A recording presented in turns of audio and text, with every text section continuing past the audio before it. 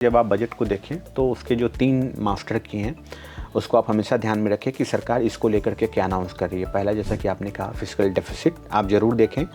दूसरा, सरकार का कैपिटल एक्सपेंडिचर जो करीब करीब 11 लाख करोड़ रुपये रहा है, वो बढ़ रहा है, घट रहा है, मॉडरेटली बढ़ रहा है या ज़्यादा तरीके से उसमें इजाफा हो रहा है। और तीसरा कि जो सरकार का जो टैक्स रेवेन्यू है उसका क्या ट्रेंड है, वो बढ़ रहा है, घट रहा है, सरकार उसको लेकर के क्या कुछ अनाउंस कर रही है।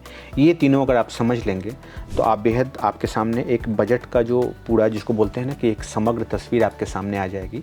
और न केवल एक इंडिविजुअल टैक्स पेयर के तौर पे बल्कि एक वाइज इन्फॉर्म्ड व्यक्ति के तौर पे आप बेहद आसानी से बजट को आप डिकोड करने की स्थिति में होंगे। 1 फरवरी आने वाला है और इस वक्त पूरे देश की नज़रें यूनियन बजट पर हैं। अक्सर हम जैसे वर्किंग प्रोफेशनल्स के लिए बजट का मतलब सिर्फ टैक्स स्लैब्स, एटीसी या हाथ में कितना पैसा आएगा यहीं तक सीमित रह जाती हैं। लेकिन बजट सिर्फ एक टैक्स डॉक्यूमेंट नहीं है, हमारे देश की फाइनेंशियल बैलेंस शीट है। सरकार इस साल कितना उधार लेगी, हाईवेज पर कितना खर्चा करेगी, इंफ्रास्ट्रक्चर पर कितना खर्चा होगा और हमारी इकोनॉमी की हेल्थ कैसी रहेगी, ये सब आपको बजट को समझने से पता लग जाता है। आज मेरे साथ हैं मेरे सहयोगी अभिषेक और हम मिलकर बजट 2026 को डिकोड करेंगे ताकि जब फाइनेंस मिनिस्टर स्पीच दें तो आप पूरे बजट को ठीक से समझ पाएं। Abhishek, starting with the very basic question, क्योंकि हम जब टैक्स की बात करते हैं, जब हम बजट की बात करते हैं तो हम सोचते हैं टैक्स के बारे में, एटीसी के बारे में। ऐसे में क्या ग्राउंड रहेगा मेरे ऑडियंस के लिए, हमारे ऑडियंस के लिए, कि क्यों बजट को पूरी तरह से समझना, उसके जो वो टेक्निकल जार्गन्स हैं और जो टर्म्स हैं उनको समझना क्यों ज़रूरी है आम देशवासियों के लिए? हाँ, बिल्कुल सही बोला आपने पल्लवी। दरअसल बजट सुनने में भारी भरकम वर्ड लगता है, लेकिन ये एक ऐसा फिनेंशियल डॉक्यूमेंट होता है जो नेशन के, एक देश की इकोनॉमी के हेल्थ को बताता है। न केवल हेल्थ को बताता है बल्कि हम कहेंगे कि उसके हेल्थ का बैरोमीटर है, बल्कि ये भी बताता है कि यहाँ से जो आगे का वे फॉरवर्ड है वो कैसा होगा। वो बिल्कुल प्लेन स्मूथ होगा, चैलेंजेज हैं, हमें एक ट्रेंड को समझने में मदद मिलती है। हमारे ऊपर क्या असर पड़ेगा, चूँकि हम सभी एक पर्टिकुलर इकॉनमी का हिस्सा होते हैं और हम सभी के कंट्रीब्यूशन से ही कोई इकोनॉमी खड़ी होती है। उसमें जो डिसीजंस लिए जाते हैं वो हमारी लाइफ को डायरेक्टली और इनडायरेक्टली दोनों तरीके से प्रभावित करता है। अगर डायरेक्ट टैक्स को लेकर के है वो डायरेक्टली करेगा, इनडायरेक्ट टैक्स को लेकर के है वो भी अप्रत्यक्ष रूप से करता है। इसके अलावा सरकार के जो खर्च होते हैं, सरकार जिसको हम लोग आगे समझेंगे कि जो कैपिटल एक्सपेंडिचर को लेकर के जो सरकार अनाउंसमेंट करती है उसका भी इम्पैक्ट पड़ता है। उससे एम्प्लॉयमेंट के मौके जनरेट होते हैं, लॉन्ग टर्म के लिए जो है वो एसेट बिल्डिंग होती है। सो ओवरऑल न केवल बजट एक फिनेंशियल डॉक्यूमेंट नेशन के लिए होता है बल्कि ये हमारी फिनेंशियल प्लानिंग के लिए भी ज़रूरी होता है।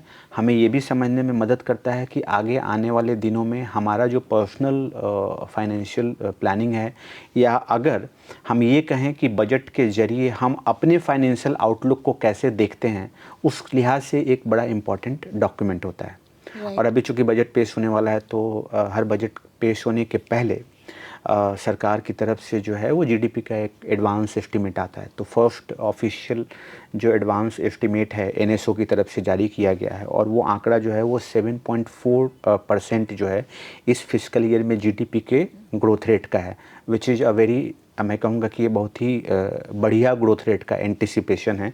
और ये लगभग कमोबेश आरबीआई और अन्य दूसरे जो ऑर्गेनाइजेशन है, इंटरनेशनल और नेशनल फाइनेंशियल इंस्टीट्यूशन से, उनके अनुमान के मुताबिक है। हालांकि इसमें एक दिलचस्प आंकड़ा ये है कि अगले ये जो फर्स्ट एस्टीमेट है, ये जिस बेस ईयर पे आया है, सरकार अब उस बेस ईयर को बदलने जा रही है। बजट पेश होने के ठीक बाद प्रोबेबली फरवरी के अंत में सरकार नई सीरीज के जीडीपी डेटा को जारी करेगी। अभी का जो हमारा जो जीडीपी डेटा है उसका जो बेस ईयर है वो 2011-12 है। अगला जो जीडीपी का डेटा सरकार जारी करेगी वो 2022-23 के बेस ईयर पे होगा। तो बहुत मुमकिन है, अच्छा न केवल प्रेजेंट बल्कि पिछले कई साल के जीडीपी के ग्रोथ रेट को भी वो इस पर रिवाइज करेगी। तो ये जो 7.4% जो पहला एस्टीमेट है, बहुत मुमकिन है कि जो नया अगला संशोधित डेटा आएगा उसमें आंकड़ा हमें कुछ अलग देखने को मिल सकता है। राइट, तो सुनने में ये भले ही थोड़ा भारी भरकम लग रहा हो, पर इस वीडियो में कोशिश करेंगे कि इसको और ज़्यादा सिंप्लीफाई किया जाए। अभिषेक, आपने हालांकि आपने कैपेक्स भी बोला, पर कैपेक्स पे मैं बाद में आऊँगी। फिस्कल डेफिसिट बड़ा एक इंपॉर्टेंट टर्म निकल के आता है जब भी कोई बजट की बात होती है, चाहे वो टीवी शोज़ हों, चाहे वो अखबार हो, चाहे वो मैगजीन्स हो। जब भी बजट की बात आती है तो फिस्कल डेफिसिट निकल के आता है, पर आम जनता के लिए समझ पाना बड़ा मुश्किल है कि कैसे फिस्कल डेफिसिट है क्या, देश के लिए उसकी क्या ज़रूरत है, देश को वो किस तरह से इम्पैक्ट करता है और पर्सनली लोगों को किस तरह से इम्पैक्ट करता है। तो थोड़ा सा डिकोड कर रहे हैं हम क्योंकि बजट को, तो fiscal deficit is one term that I want you to decode. So fiscal deficit बेहद इम्पॉर्टेंट टर्म है। हिंदी में इसको हम लोग राजकोषीय घाटा बोलते हैं, और ये बताता है कि सरकार की जो टोटल आमदनी है और जो टोटल खर्च है उसके बीच का जो अंतर है वो बेसिकली फिस्कल डेफिसिट होता है। और जो अंतर होगा उस अंतर को पाटने के लिए सरकार कर्ज लेती है ना। और ये जो बैरोमीटर है ये बताता है कि आपकी जो इकॉनमी है वो यहाँ से आगे कैसे बढ़ेगी, जो फिस्कल डेफिसिट का बैरोमीटर होता है। आप इसको बेहद सामान्य मतलब में समझे कि ऐसे सरकार बहुत सारे काम करती है जिस काम को करने के लिए जो सरकार की आमदनी है, जो टैक्स रेवेन्यू आता है, वो पर्याप्त नहीं होता है। जैसे पुल बनाना हो गया, इंफ्रास्ट्रक्चर को बिल्ड करना हो गया, कैपेक्स जिसको हमने कहा था कि उसमें सरकार दो तरीके से खर्च करती है। एक होता है कैपिटल एक्सपेंडिचर और दूसरा होता है रेवेन्यू एक्सपेंडिचर। रेवेन्यू एक्सपेंडिचर में सैलरी, पेंशन जैसे खर्चे होते हैं, और कैपेक्स बड़ा खर्च होता है जिसमें सरकार इंफ्रास्ट्रक्चर को बिल्ड करने में पैसे खर्च करती है। तो ये सारे खर्चों को पूरा करने के लिए जो सरकार की आमदनी है टैक्सेस के जरिए और कुछ अलग सोर्सेज के जरिए, वो पर्याप्त नहीं होता है। और उसको पूरा करने के लिए जो सरकार कर्ज लेती है, उस अंतर को पूरा करने के लिए उसको हम बोलते हैं फिस्कल डेफिसिट। और ये जो फिस्कल डेफिसिट का जो आंकड़ा है ये क्यों समझना ज़रूरी है हम सभी के लिए, क्योंकि इन आंकड़ों पे न केवल एक सामान्य व्यक्ति की नज़र रहती है, बल्कि जो व्यक्ति एक्सपोज्ड हैं फिनेंशियली, और प्लस जो दूसरे इंस्टीट्यूशंस हैं, जो इंटरनेशनल इंस्टीट्यूशंस जैसे IMF हो गया, वर्ल्ड बैंक हो गया, बाकी जो दुनिया के अलग अलग इंस्टीट्यूशन हैं, वो बड़ी बारीकी से किसी भी देश को, न केवल भारत बल्कि किसी भी देश के बजट के बाद इन आंकड़ों को बहुत बेहद बारीकी से देखते हैं। और यही वजह है कि हर देश जो है वो राजकोषीय घाटा, जो हम परसेंटेज ऑफ GDP में मेजर करते हैं, उसको एक पर्टिकुलर लिमिट में रखने की कोशिश करता है। भारत में अगर आप देखेंगी तो इसको तय करने का जो फ्रेमवर्क है वो FRBM एक्ट उसको बोलते हैं 2003, जो ये बताता है कि सरकार को जो फिस्कल डेफिसिट है वो एक परमिसेबल लिमिट में रखना है, 3-3.5% के आसपास के दायरे में रखना है। और अगर आप इन आंकड़ों को देखेंगे पिछले कुछ सालों को, तो आपको ये जो तस्वीर है वो ज़्यादा बेहतर तरीके से समझने में मदद मिलेगी कि सरकार क्यों फिस्कल डेफिसिट को कंट्रोल में रखते हुए, जिसको फिस्कल प्रूडेंस बोलते हैं, राजकोषीय अनुशासन बोलते हैं, उसकी कोशिश करती है। और जब हर साल का बजट पेश होता है तो सरकार ये बताती है कि हम अगले साल, इस बार जो हमारा फिस्कल डेफिसिट रहा है, अगले साल उसको थोड़ा और हम नीचे ले आकर के उस लिमिट तक ले जाने की कोशिश करेंगे जो FRBM एक्ट का मैंडेट कहता है, 3 से 3.5% के आसपास। अब जो एक्चुअल 2023-24 में जो फिस्कल डेफिसिट था वो 5.6% ऑफ GDP था। जो रिवाइज्ड डेटा है 2024-25 का वो 4.8% रहा है। और जो 2025-26 यानी इस फाइनेंशियल ईयर के लिए जो अनुमान है वो 4.4% रहा है। हमने कितना अचीव किया है ये हमें पता चलेगा जब फाइनेंस मिनिस्टर इस बजट को पेश करेंगी। साथ ही 2026-27 के लिए जो टारगेट होगा वो भी उस टारगेट का उल्लेख करेंगे। और ये जो सारी बातचीत है, ये जो सारा टारगेट है, वो बजट के साथ एक FRBM डॉक्यूमेंट आता है, स्टेटमेंट आता है, उसमें इस बात का विस्तार से जिक्र होता है कि सरकार कैसे ग्रेजुअली जो फिस्कल डेफिसिट है उसको नियंत्रित करने की कोशिश करेगी। तो ऐसे में zero deficit is the ideal situation? वैसे सुनने में जीरो डेफिसिट बड़ा ही लगता है कि जीरो डेफिसिट के सिचुएशन को हम लोग संतुलित बजट जैसा कहते हैं कि शून्य डेफिसिट। लेकिन अगर इसको आप आर्थिक लिहाज से देखेंगी तो आप पाएंगे कि ये बहुत ही हानिकारक और अतिवादी फैसला है। जीरो डेफिसिट जैसा सिचुएशन कुछ नहीं होता, जैसा कि हम लोगों ने पहले जिक्र किया कि जो सरकार की कुल आमदनी है और जो सरकार का कुल खर्च है उसमें से ऐसे कई सारे खर्च होते हैं जो बेहद ज़रूरी होते हैं, जैसे पुल बनाना है, स्कूल बनाना है, इंफ्रास्ट्रक्चर को बिल्ड करना है, जिसको अगर हम इंफ्रा को दो भाग में विभाजित करके देखें तो एक फिजिकल इंफ्रा है, एक सोशल इंफ्रा है। सोशल इंफ्रा में जैसे स्कूल, अस्पताल जैसी चीज़ें होती हैं, फिजिकल इंफ्रा में बिल्डिंग्स, हाईवेज, ये सारी चीज़ें होती हैं। तो उन खर्चों को, इस तरह के प्रोजेक्ट्स को फाइनेंस करने के लिए सरकार के पास उतने पैसे नहीं होते हैं। तो अगर सरकार इस तरह के खर्चों को पूरा करने के लिए कर्ज लेती है तो वो गुड एक्सपेंडिचर माना जाता है, वो बुरा नहीं होता है। क्योंकि ये ऐसा है कि जब आप इस तरह के काम करते हैं कर्ज ले करके, तो ये एसेट बिल्डिंग की तरह होता है कि आपने एक एसेट को क्रिएट किया जो आगे चल के आपको रेवेन्यू जनरेट करेगा। बैड जो बुरा खर्च है वो ये होगा कि आपने कर्ज लिया और उस खर्च को आपने रेवेन्यू में वेतन और सब्सिडी जैसे में कर दिया, जिससे कुछ भी किसी भी तरह की परिसंपत्ति या एसेट का क्रिएशन नहीं हुआ।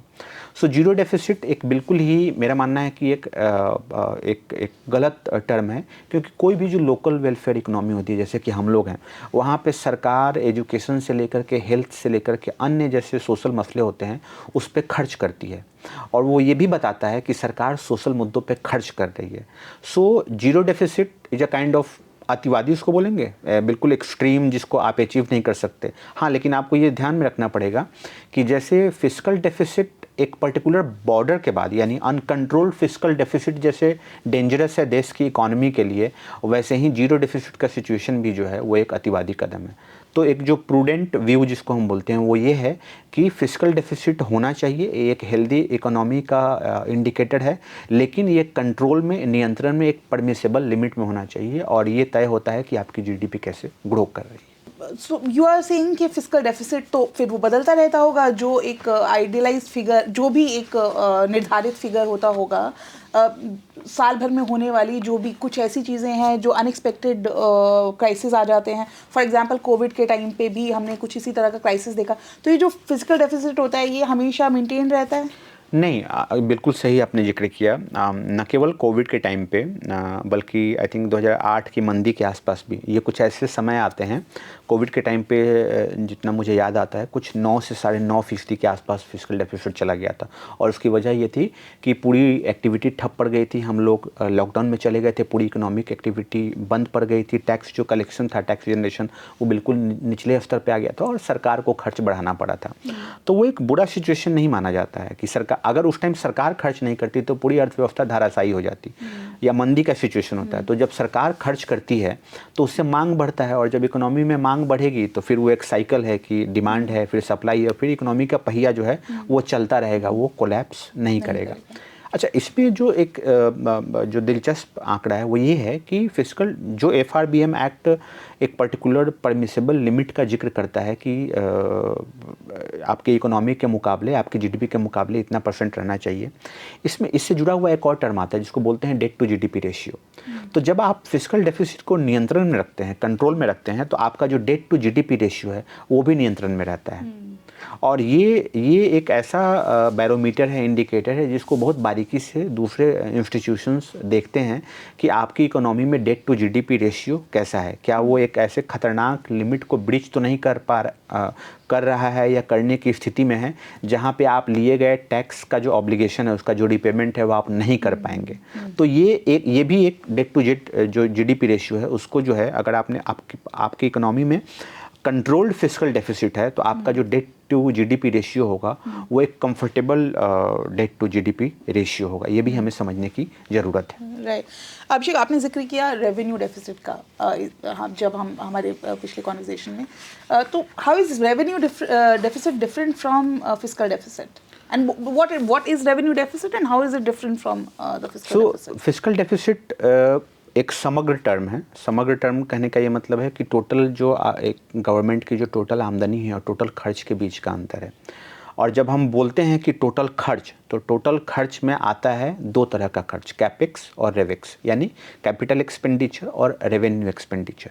तो कैपिटल एक्सपेंडिचर जो है, जो हम, जैसा कि हमने कहा कि हम एसेट बिल्डिंग के लिए यूज करते हैं, वैसे ही जो रेवेन्यू एक्सपेंडिचर होता है वो हम करते हैं वेतन और पेंशन जैसे खर्चों के लिए।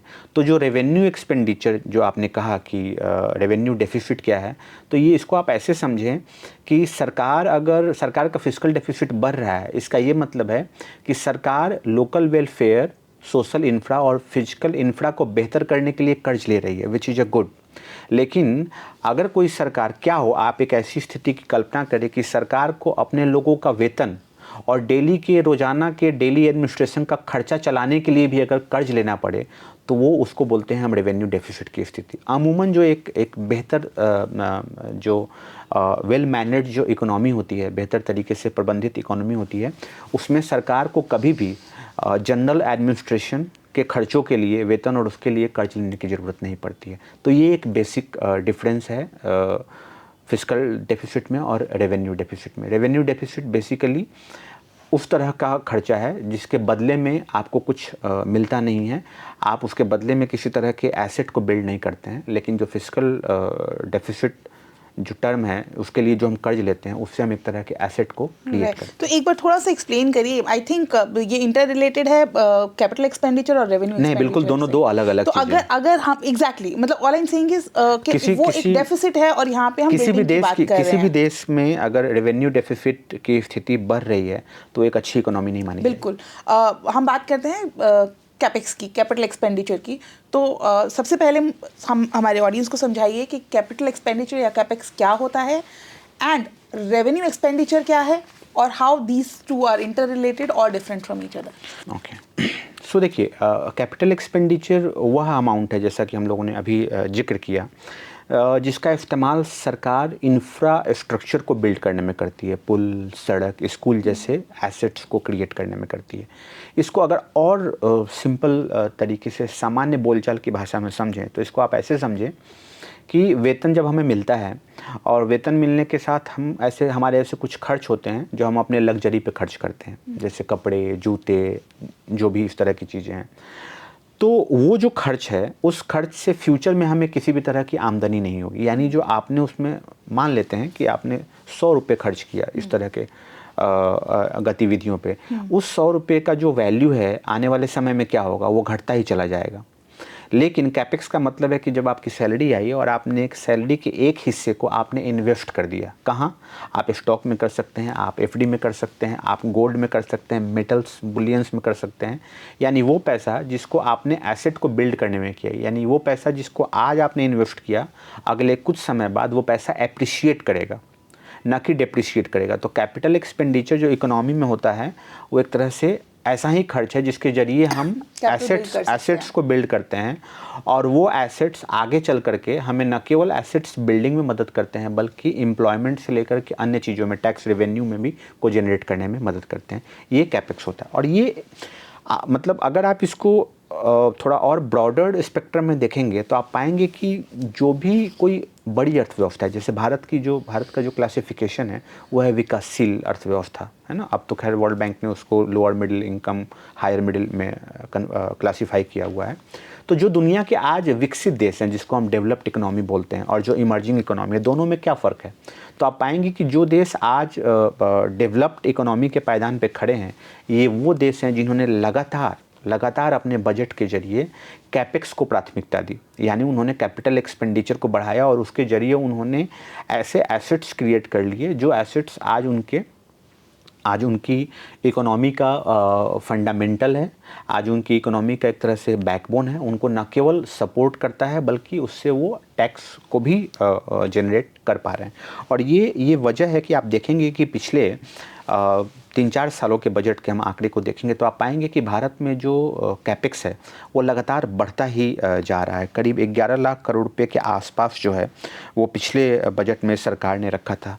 और अलग अलग हम न्यूज़ रिपोर्ट्स को माने, अगर उसके बेसिस पे हम एक आकलन या एक एस्टिमेट लगाने की कोशिश करें तो आप पाएंगे कि इस साल जो है वो लगभग 12.5 लाख करोड़ रुपए के आसपास रहने की उम्मीद है। यानी एलोकेशन जो सरकार कैपेक्स पे करेगी, और परसेंटेज में अगर आप देखेंगे तो ये करीब हमारे जीडीपी का जो है वो 3% के आसपास बनता है।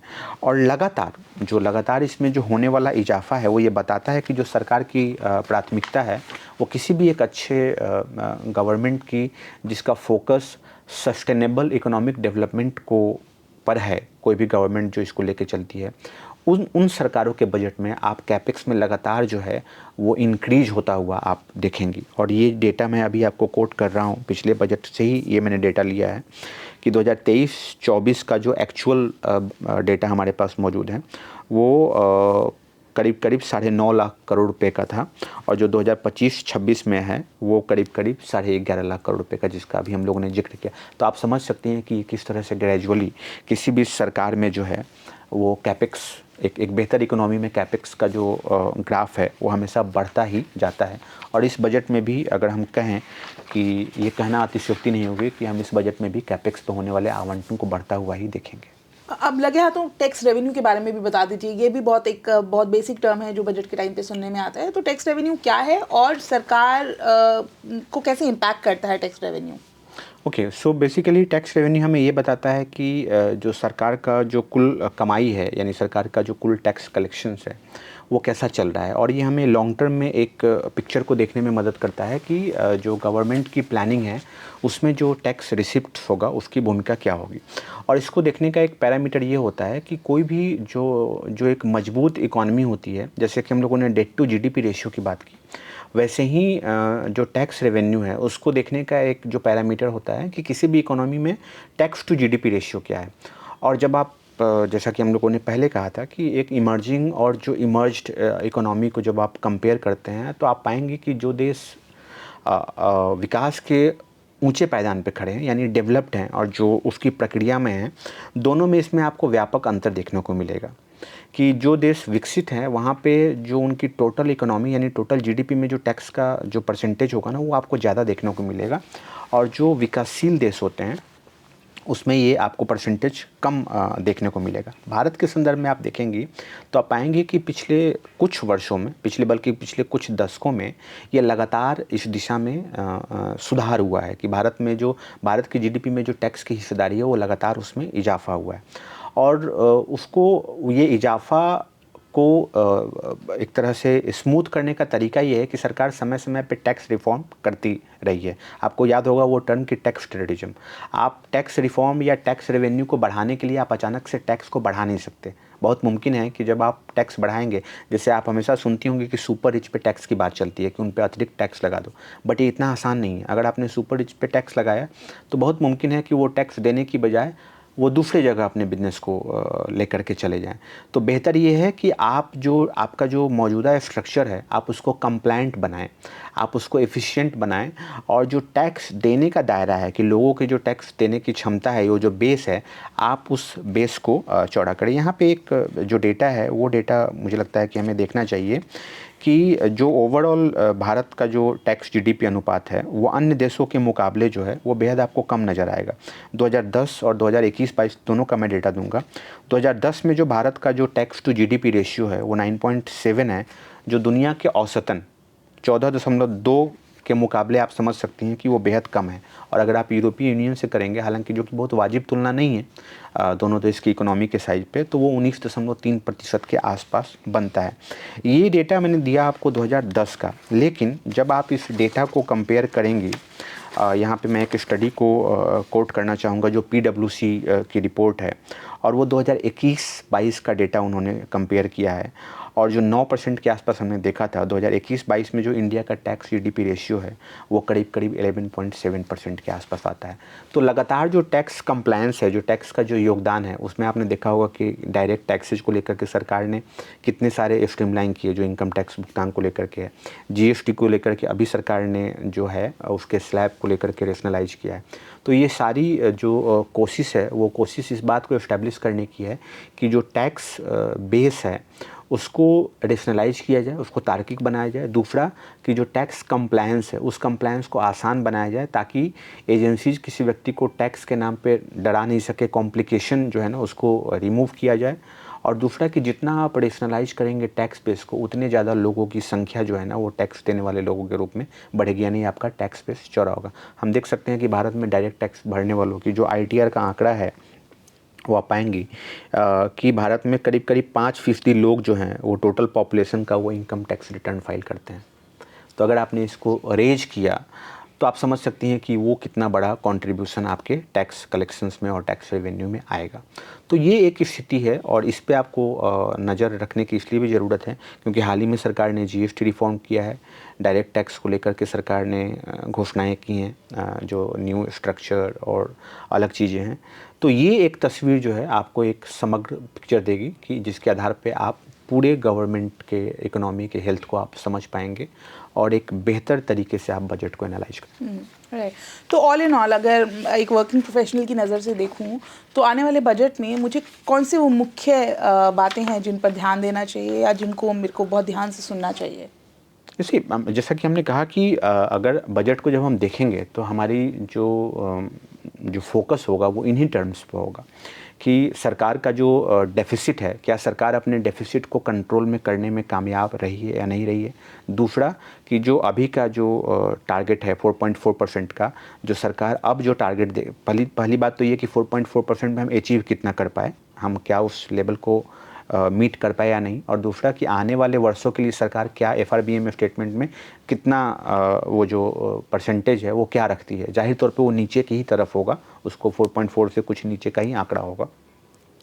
तो ये एक आंकड़ा देखने वाला होगा। इससे हमें ये भी पता चलेगा कि गवर्नमेंट कितनी कंफर्टेबिलिटी के साथ अपने डेट को मैनेज कर सकती है और डेट टू जीडीपी का रेशियो जो है वो कैसे कितना कंफर्टेबल वो मैनेज कर। इससे हमें सरकार के फाइनेंसेस के भी हेल्थ का पता चलेगा कि गवर्नमेंट का जो फाइनेंशियल कंडीशन है वो कैसा है। तो एक रेवेन्यू फाइनेंशियल डेफिसिट का जो आंकड़ा है वो एक बेहद अहम बैरोमीटर होगा। साथ ही वो हमें ये भी बताएगा कि सरकार आने वाले वर्षों में सरकार कितना कर्ज लेगी। और आपको पता होगा कि सरकार जो कर्ज लेती है फिस्कल डेफिसिट को मीट करने के लिए, उस पे जो होने वाला ब्याज का भुगतान होता है वो एक बहुत बड़ी रकम होती है।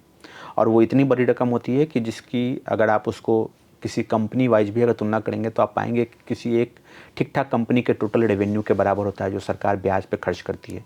तो यानी सरकार की टोटल आमदनी का एक बड़ा हिस्सा ब्याज पे खर्च हो जाता है, ब्याज भुगतान में। और ये वो ब्याज होता है जो सरकार फिस्कल डेफिसिट को पूरा करने के लिए उधार लेती है। तो ये आप समझ सकती हैं कि ये कितना इंटरलिंक्ड है, जो हमें ये बताएगा कि हमारा जो जर्नी है यहाँ से देश की इकोनॉमी वो किस दिशा में आगे जाएगी।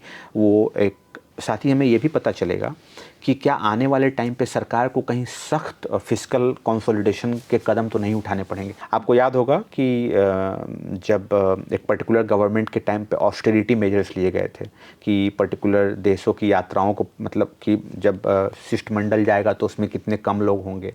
तो इस तरह के ऑस्टेरिटी मेजर, कॉस्ट कटिंग, सामान्य बोलचाल की भाषा में हम कॉस्ट कटिंग बोलते हैं। सरकार जब ये काम करती है तो उसको ऑस्टेरिटी मेजर्स बोलती है। तो ये सारी चीज़ें इंटरलिंक्ड हैं। वो ये बताता है कि यहाँ से जो हमारी इकोनॉमी है वो इकोनॉमी का जो पाथ होगा वो कितना संतुलित होगा, प्रूडेंट होगा, या उसमें उबड़ खाबड़ या हमें कई तरह की चुनौतियों का सामना करना पड़ेगा।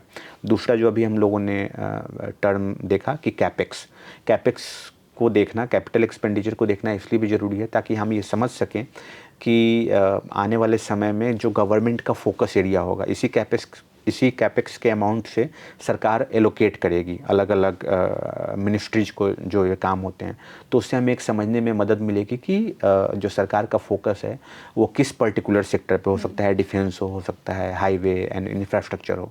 तो एक इन्वेस्टर अगर कोई बैठा हुआ है हमारे बीच तो वो समझ सकता है कि अच्छा सरकार का फोकस ये है, तो वो उसके आधार पे अपने फिनेंशियल डिसीजंस को ले सकता है। ये दोनों पैरामीटर्स मुझे लगता है कि जब आप बजट को देख रहे होंगे तो आपको इन दोनों पैरामीटर को बेहद बारीकी से देखने की ज़रूरत है ताकि आप एनालाइज कर पाएँ कि जो बजट है हमारा वो किस तरीके का जो है हमारी इकोनॉमी को किस तरीके से आगे लेकर के जाएगा। और इसमें एक तीसरा टर्म आता है कि आपको साथ में ये भी देखना पड़ेगा कि सरकार की जो आमदनी है, यानी जो सरकार का टैक्स रेवेन्यू है, उसका जो ट्रेंड है वो आपको देखना पड़ेगा। वो डायरेक्ट और इनडायरेक्ट टैक्स के टर्म में आता है। इनडायरेक्ट का मतलब हमने देखा कि कैसे सरकार हर महीने जीएसटी के आंकड़ों को जारी करती है, और जो डायरेक्ट टैक्स कलेक्शन से जो हम पे करते हैं और कॉरपोरेशंस और ये सारे जो डायरेक्ट टैक्स के जरिए आते हैं। तो इससे हमें ये पता चलता है कि जो सरकार का जो रेवेन्यू है, जो टैक्स बेस है, उसकी स्थिति को हमें समझने में मदद मिलती है कि सरकार को कितनी मदद मिलने जा रही है टैक्स सोर्सेज से, जो उसकी आमदनी है उसकी क्या स्थिति रहने वाली है। सो मुझे ये लगता है कि जब आप बजट को देखें तो उसके जो 3 मास्टर की हैं उसको आप हमेशा ध्यान में रखें कि सरकार इसको लेकर के क्या अनाउंस कर रही है। पहला, जैसा कि आपने कहा, फिस्कल डेफिसिट, आप ज़रूर देखें कि सरकार फिस्कल डेफिसिट को लेकर के क्या टारगेट दे रही है और सरकार का क्या टारगेट है आने वाले वर्षों के लिए। दूसरा, सरकार का कैपिटल एक्सपेंडिचर जो करीब करीब 11 लाख करोड़ रुपए रहा है, वो बढ़ रहा है, घट रहा है, मॉडरेटली बढ़ रहा है या ज़्यादा तरीके से उसमें इजाफा हो रहा है। और तीसरा कि जो सरकार का जो टैक्स रेवेन्यू है उसका क्या ट्रेंड है, वो बढ़ रहा है, घट रहा है, सरकार उसको लेकर के क्या कुछ अनाउंस कर रही है। ये तीनों अगर आप समझ लेंगे तो आप बेहद आपके सामने एक बजट का जो पूरा, जिसको बोलते हैं ना कि एक समग्र तस्वीर आपके सामने आ जाएगी और न केवल एक इंडिविजुअल टैक्स पेयर के तौर पे बल्कि एक वाइज इन्फॉर्म्ड व्यक्ति के तौर पे आप बजट को डिकोड करने में आप बेहद आसानी से बजट को आप डिकोड करने की स्थिति में होंगे। सो बेसिकली अगर डेफिसिट कंट्रोल में है और कैपेक्स हाई है तो हम कह सकते हैं कि बजट प्रो ग्रोथ है। Thanks Abhishek. आई होप इस साल 1 फरवरी को जब आप बजट देखेंगे तो ये टर्म्स आपको कंफ्यूज नहीं करेंगे बल्कि एम्पावर करेंगे। बजट को सिर्फ एक टैक्स की नज़र से देखना सही नहीं है, इसे देश की प्रोग्रेस की नज़र से देखना चाहिए। Thank you everyone for watching. अगर बजट से रिलेटेड या इस पूरे एपिसोड से रिलेटेड कोई सवाल हैं तो आप कमेंट बॉक्स में हमसे पूछ सकते हैं।